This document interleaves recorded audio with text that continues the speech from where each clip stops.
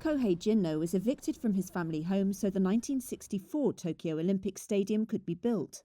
He was sad, but proud to contribute to a moment of national triumph. When it happened again 50 years later, though, it was hard not to see official indifference. Aged 80, he and his wife Yasuko were forced from a tight-knit public housing community in the shadow of the stadium, ahead of the 2020 Games, which start this month after a year's delay. Jinno said the eviction of roughly 200 families, many of them elderly, came from nowhere. They received about 170,000 yen, or $1,500, which a Tokyo city official confirmed was standard. But it cost $9,000 to move. その当時、日本はまだ私は復興期だ。 The Olympics are being held a second time, and to be honest, there are painful feelings for those of us who lived there and had to leave our hometown. 協力しなきゃいけない。オリンピックをね、盛大にやってもらう。 Why couldn't they have been a little more compassionate in their approach? 気持ちよく引っ越ししました。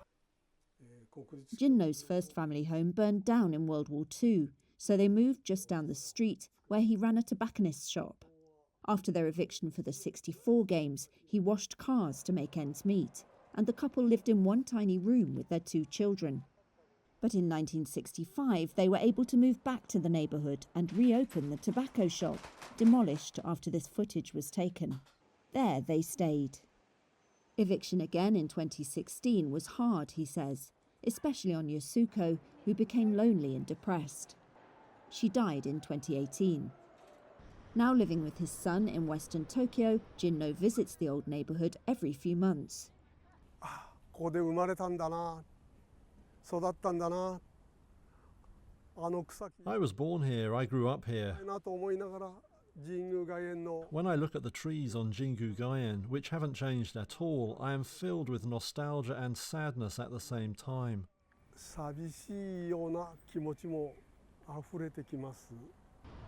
Jinno hadn't wanted the Olympics in Japan this time, thinking it too soon to host again. But despite their impact on his life, he says, he hopes they succeed.